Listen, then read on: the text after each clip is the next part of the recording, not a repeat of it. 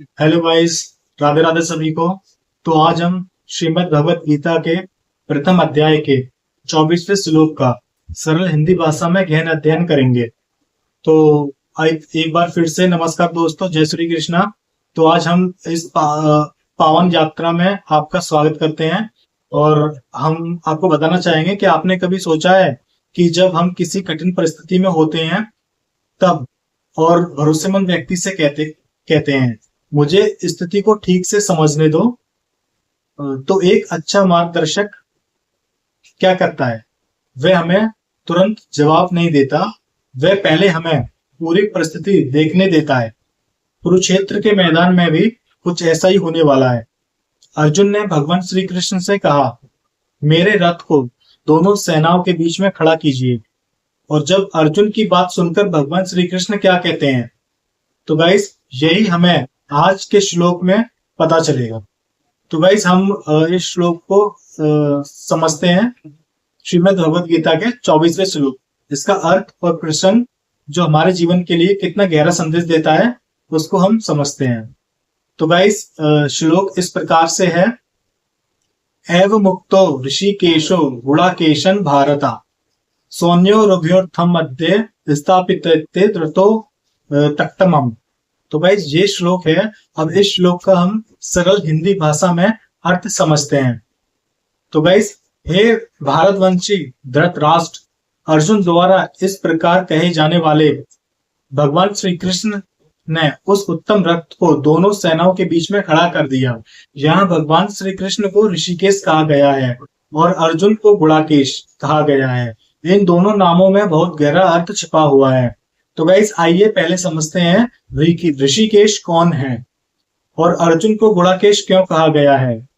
तो गाइस ऋषिकेश का अर्थ है, ऋषिकेश भगवान श्री कृष्ण का एक अत्यंत सुंदर नाम है।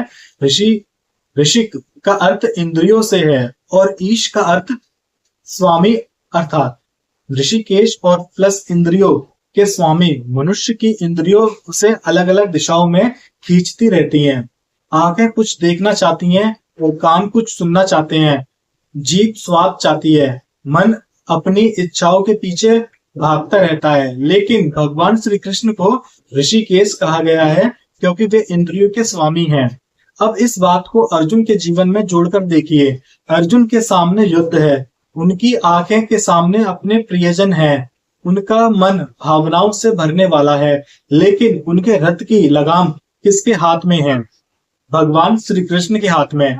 ये अपने आप में एक बहुत बड़ा आध्यात्मिक संदेश। तो गाइस अब आते हैं गुणाकेश का अर्थ। तो अर्जुन के नाम पर गुणाकेश का अर्थ सामान्य रूप से उस व्यक्ति से लिया जाता है जिसने निद्रा पर विजय प्राप्त की हो, अर्थात जो जागरूक और सजग हो। अर्जुन एक महान योद्धा थे। वे अभ्यास, अनुशासन और एकाग्रता के लिए प्रसिद्ध थे। लेकिन यहाँ एक और सुंदर संकेत दिखाई देता है। एक तरफ ऋषिकेश इंद्रियों के स्वामी और दूसरी तरफ गुणाकेश जो जागरूक और सजग अर्जुन, यानी एक ऐसा शिष्य है जो सीखने और समझने के लिए तैयार है और एक ऐसा गुरु जो सही दिशा दिखाने में सक्षम है।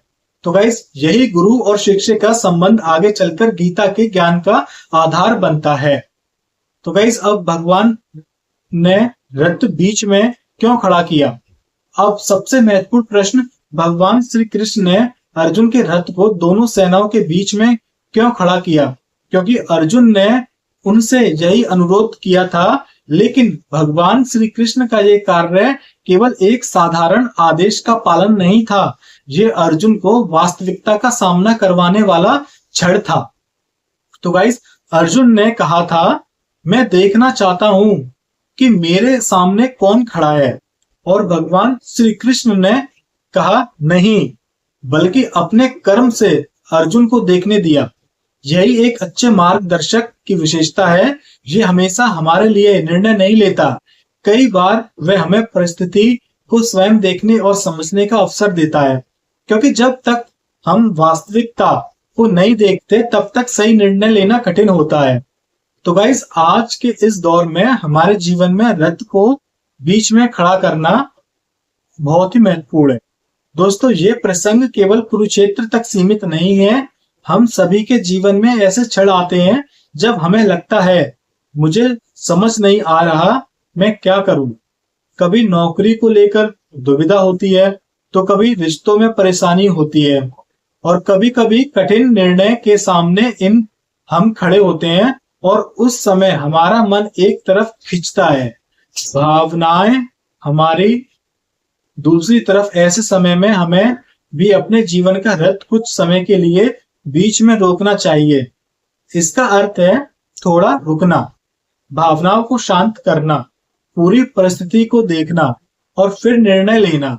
कई बार समस्या का समाधान तुरंत कार्रवाई करने में नहीं होता, समाधान पहले सही दृष्टि प्राप्त करने में होता है। और गाइस, भगवान श्री कृष्ण का मौन संदेश, इस पर ध्यान देते हैं तो इस श्लोक में भगवान श्री कृष्ण ने अर्जुन को कोई लंबा उपदेश नहीं दिया, उन्होंने केवल रथ को दोनों सेनाओं के बीच में खड़ा किया। और क्यों? क्योंकि कभी कभी दृश्य स्वयं बहुत कुछ सिखा देता है। अर्जुन ने जो मांगा था भगवान ने उन्हें वह दिखा दिया, लेकिन उस दृश्य ने अर्जुन के मन में ऐसी भावनाएं पैदा कर दी जिनकी उन्होंने शायद कल्पना भी नहीं की थी। यही आगे गीता के संवाद का कारण बनता है।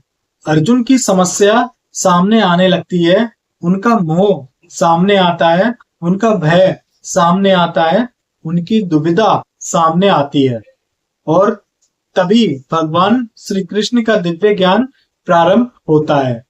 इसलिए कभी कभी जीवन में हमें अपने प्रश्नों के उत्तर तुरंत नहीं मिलते, हमें पहले अपने प्रश्न की वास्तविकता को देखना पड़ता है। और तो गाइस, आज के जीवन के लिए इस श्लोक से हमें 3 सबसे महत्वपूर्ण और बड़ी सीख मिलती है। तो गाइस, इस श्लोक से हम 3 बहुत ही इंपॉर्टेंट बातें सीख सकते हैं। तो गाइस, पहली सीख जो हमें मिलती है, रुकना भी जरूरी है। हर समस्या का समाधान तुरंत प्रतिक्रिया देना नहीं है, कभी कभी कुछ क्षण रुकना सबसे बुद्धिमानी का काम होता है। और दूसरी सीख, सही दृष्टिकोण जरूरी है। किसी भी परिस्थिति में निर्णय लेने से पहले उसे अलग अलग दृष्टिकोण से देखने का प्रयास करें। और गाइस, तीसरी सीख जो हमें मिलती है, सही मार्गदर्शन जीवन बदल सकता है। अर्जुन के पास शक्ति थी, ज्ञान था और अनुभव था, लेकिन फिर भी उन्हें श्री कृष्ण के मार्गदर्शन की आवश्यकता पड़ी।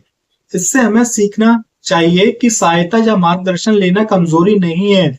सही गुरु, सही ज्ञान और सही संगति जीवन की दिशा बदल सकती है। तो गाइस, ओवरऑल हम देखना चाहते हैं कि इस पूरे श्लोक का कंक्लूजन क्या निकला। तो दोस्तों, गीता के इस श्लोक में भगवान श्री कृष्ण अर्जुन के रथ को दोनों सेनाओं के बीच में खड़ा करते हैं, लेकिन वास्तव में ये केवल रथ को बीच में खड़ा करना नहीं था, ये अर्जुन को सत्य का सामना करवाने की शुरुआत थी। और यही आगे चलकर गीता के महान ज्ञान का आधार बनता है। हमारे जीवन में भी जब कोई कठिन परिस्थिति आए तो रुकना चाहिए और देखना चाहिए और समझना चाहिए और फिर निर्णय लीजिए, क्योंकि सही निर्णय से पहले सही दृष्टिकोण का होना जरूरी है। अगर आपको ये वीडियो पसंद आया हो तो लाइक करें, शेयर करें और गीता के अगले श्लोक को सरल हिंदी भाषा में समझने के लिए चैनल को सब्सक्राइब जरूर करें। तो गाइस, राधे राधे, जय श्री कृष्ण सभी को। तो मिलते हैं अगले श्लोक में, अगली वीडियो में। तब तक के लिए आप वीडियो देखिए और अपना ज्ञान आगे बढ़ाइए।